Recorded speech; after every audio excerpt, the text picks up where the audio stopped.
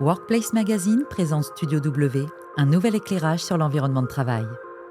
Dans cette nouvelle série de podcasts sur l'aménagement, on s'interroge sur l'espace au service du travail.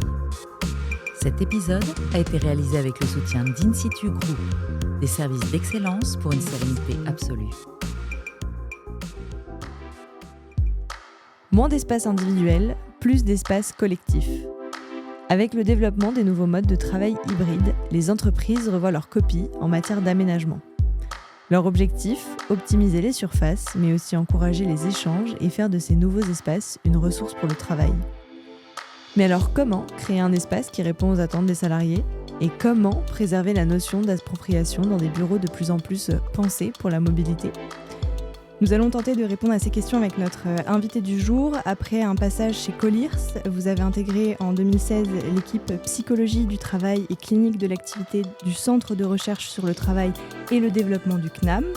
Vous étudiez notamment les liens entre activité et espace de travail et vous interrogez les incidences psychosociales des nouveaux environnements de travail.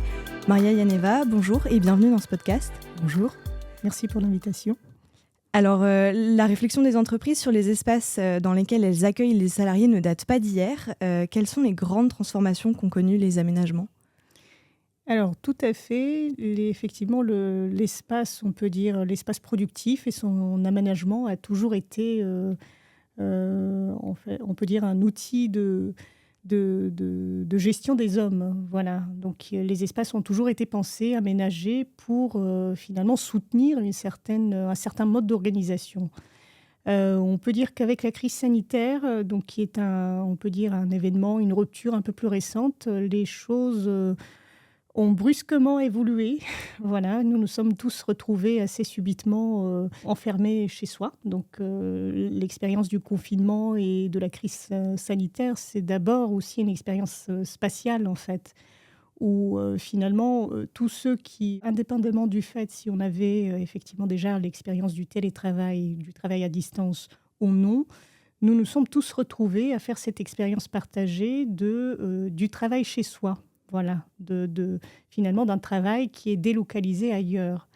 Et effectivement, pour ce qui est de l'aménagement des espaces de travail, il existait une tendance avant le confinement qui était bel et bien présente, qui était celle du flex-office.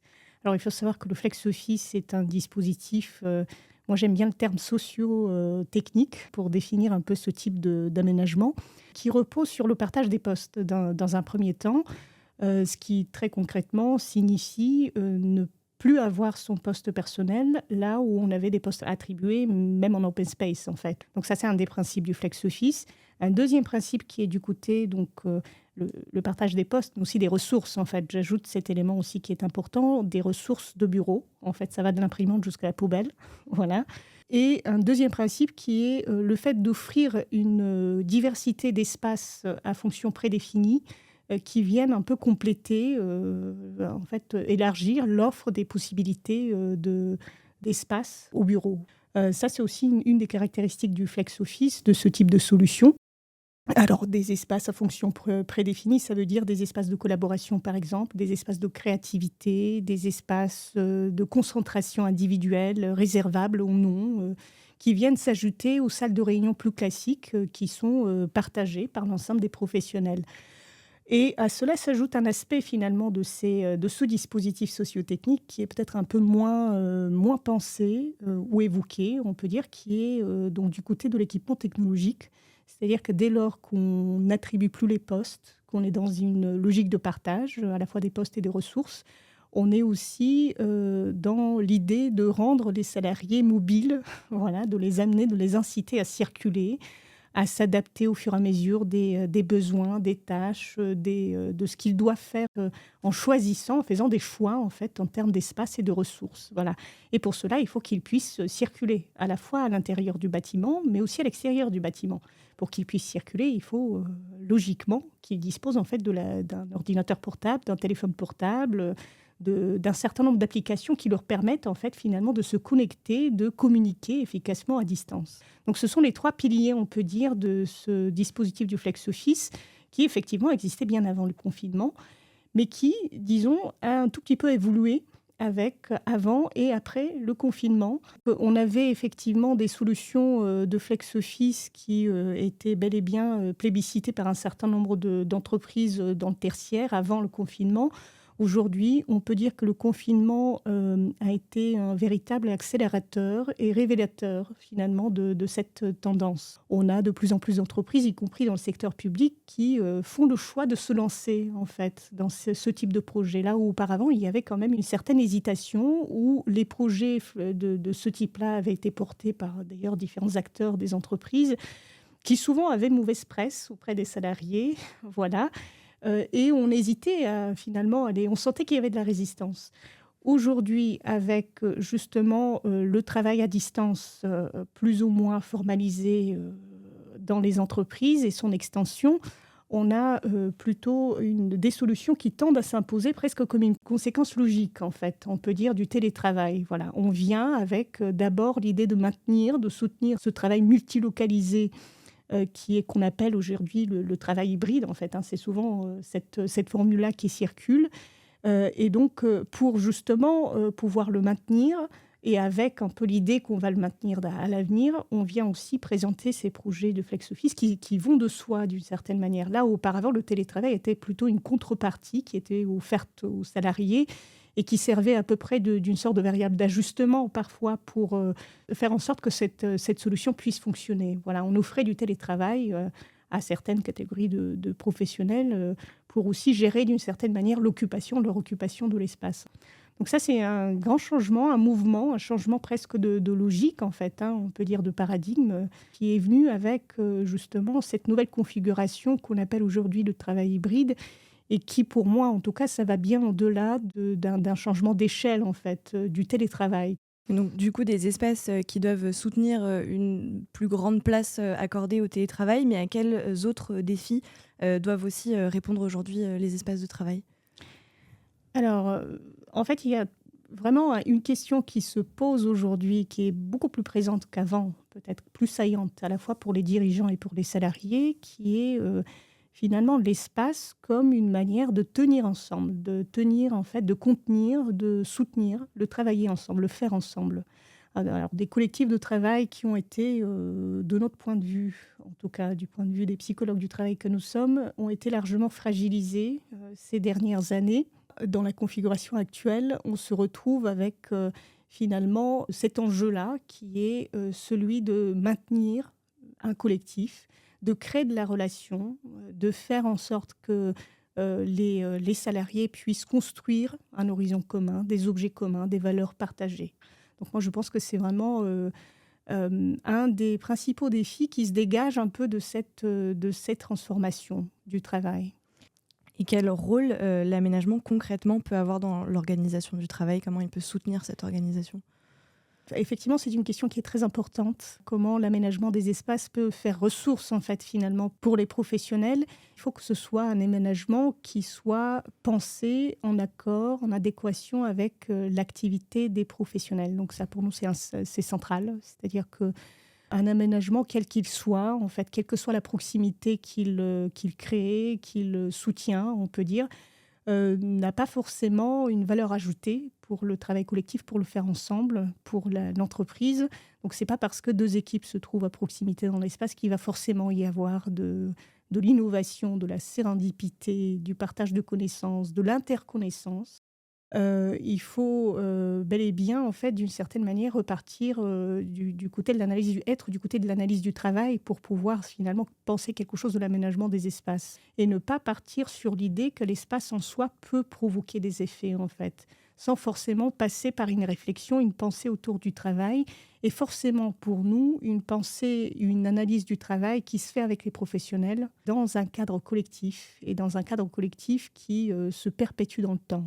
Pour moi, je rentre un peu plus dans la méthode, en fait, dans la démarche, mais effectivement, pour qu'un espace puisse être un soutien, une ressource pour l'entreprise, il faut que ce soit un espace qui s'appuie, en fait, sur une analyse du travail, de l'activité des professionnels, qui ne la met pas de côté, qui ne la met pas sous le tapis, mais qui, effectivement, en fait quelque chose à la fois Et alors là, on rentre un peu plus dans le concret des projets, effectivement, des projets de conception, d'aménagement des espaces, qui sont souvent des projets assez longs, qui sont des projets aussi très encadrés. On retrouve aussi les professionnels ont plus ou moins une place dans ces projets de conception en fonction des situations. Et c'est quelque part aussi la qualité de ce processus de conception qui, d'une certaine manière, amène aussi un processus d'appropriation plus ou moins réussi, qui met en place les conditions pour que l'espace puisse être une ressource pour le travail. Connaissant un peu l'organisation des projets d'aménagement, ce sont des projets où on va solliciter une diversité finalement de professionnels, à la fois des profils très techniques, mais aussi des profils davantage SHS, en fait, sciences humaines et sociales.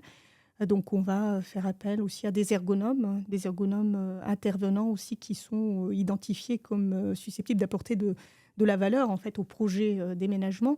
Mais effectivement, les psychologues du travail, on y pense très peu. Alors qu'effectivement, sur cette question de l'adéquation entre activité et espace, on a des choses à dire. Puis, dans une perspective en fait qui met au centre des réflexions justement le travail dans ses dimensions pratiques, dans ses dimensions psychosociales. Et lorsqu'on parle d'activité, on n'est pas simplement dans des comportements ou dans les pratiques en fait, de ce que les gens font.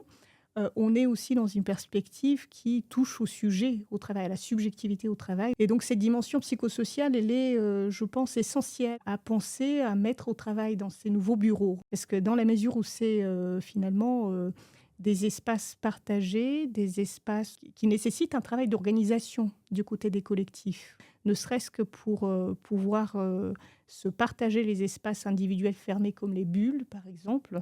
Forcément, si une bulle est systématiquement détournée par quelqu'un qui en fait autre chose que finalement un espace où on peut se recueillir ponctuellement pour travailler en concentration ou appeler des personnes, des clients, par exemple, et fondamentalement, ça va avoir un impact, en fait, quelque part, sur la qualité de vie ou les conditions de travail de l'ensemble du plateau, puisqu'il y a quand même, c'est une ressource partagée et qu'on doit utiliser de manière collective et partagée.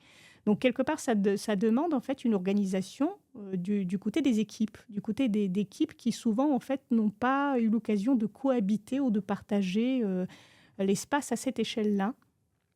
Et finalement, nous, on vient avec quelque part une pratique, un regard sur le travail en tant qu'activité, mais aussi une pratique d'intervention qui permet de recréer des espaces partagés de réflexion et de régulation pour que les uns et les autres puissent s'approprier ces ressources de façon coordonnée, pour qu'ils puissent aussi porter ce travail d'organisation supplémentaire que nécessite en fait ces solutions.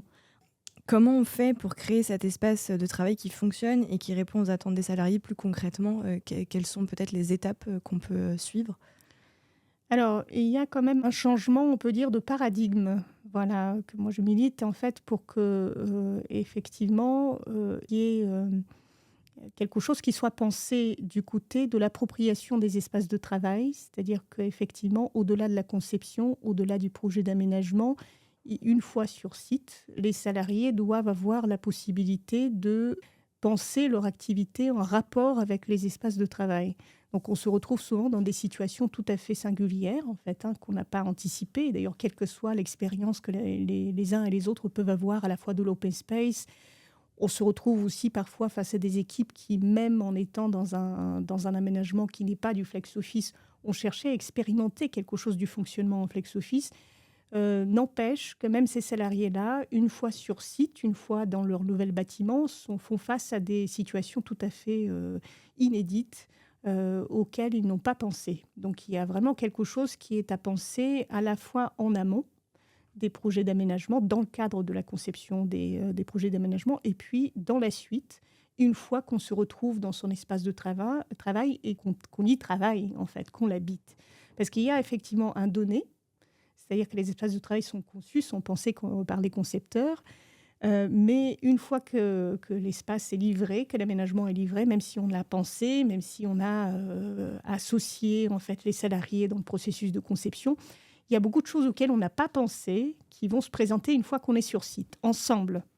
Et là, cet aspect-là, il est très important, en fait, une fois sur site ensemble, parce que souvent, le fait de cohabiter, de partager, en fait, un espace, et ce que ça implique au quotidien, ce que ça implique en termes d'activité, justement, les gens, ils ont du mal à l'élaborer, en étant en dehors, justement, de cette situation de travail où ils font face, en fait, ils composent avec ces aménagements et avec ce vivre ensemble dans les lieux, en fait, sur leur nouveau site. Du coup, finalement, comment faire pour que l'espace devienne une véritable ressource pour le travail ? En résumé, penser à associer les salariés, systématiquement, d'une manière pérenne, d'une manière construite, avec dans des cadres aussi qui sont pensés, c'est-à-dire leur laisser le temps de penser leur activité et leur nouvel espace entre professionnels sans forcément la présence managériale tout de suite, et en même temps s'assurer que la direction, le management puisse voir dans la suite une ressource pour l'aménagement des espaces et pas fondamentalement des pratiques qui s'apparentent à l'écart à la règle. Parce que souvent, on va être très vigilant une fois sur site à l'usage, on peut dire, des espaces. Est-ce qu'on les détourne ou non ? Est-ce qu'on suit un peu les règles d'usage qui sont associées au flex office ? Mais on ne va pas forcément être très vigilant à ce que les gens en font des espaces. À comment ils se réapproprient, par exemple, un espace, une zone lounge qui devient un espace projet. Des bulles qui deviennent, en fait, ponctuellement, sont investies comme des espaces dédiés à une activité de maintenance informatique. Donc, on y voit plutôt des écarts à la règle, plutôt que de nouvelles idées qui peuvent aussi alimenter finalement l'évolution des aménagements. Dans un cadre qui, bien entendu, est défini, et qui se constitue d'emblée comme une contrainte, en fait, pour les uns et les autres. Voilà. Mais laisser quand même cette marge de manœuvre, se laisser le temps et l'espace pour pouvoir collectivement penser le rapport entre espace et activité. Moi, ça me semble essentiel pour que l'espace puisse devenir une ressource pour l'activité et pas une fois pour toutes, parce qu'on sait à quel point, en fait, finalement, l'activité n'est pas figée, voilà, mais elle est toujours en train de se construire, de se développer au quotidien. Donc, il y a vraiment quelque chose à installer du côté de la méthode, en partant de l'idée que rien n'est jamais figé, mais que tout de même, il y a besoin d'un cadre, de repères collectifs. Il y a besoin d'introduire, en fait, finalement, du collectif là où on est face plutôt à une activité de travail qui est de plus en plus fragmentée, de plus en plus distribuée, multilocalisée, d'une certaine manière, où les temporalités et les spatialités de travail se recomposent sans cesse. Eh bien, merci Maria Yaneva pour cette discussion. Retrouvez la deuxième partie de notre entretien dans un prochain épisode. Nous aborderons notamment l'épineuse question de l'appropriation des espaces par les salariés en flex office et nous discuterons également du rôle des managers. À bientôt. C'était Studio W par Workplace Magazine, un épisode réalisé avec le soutien d'Insitu Group.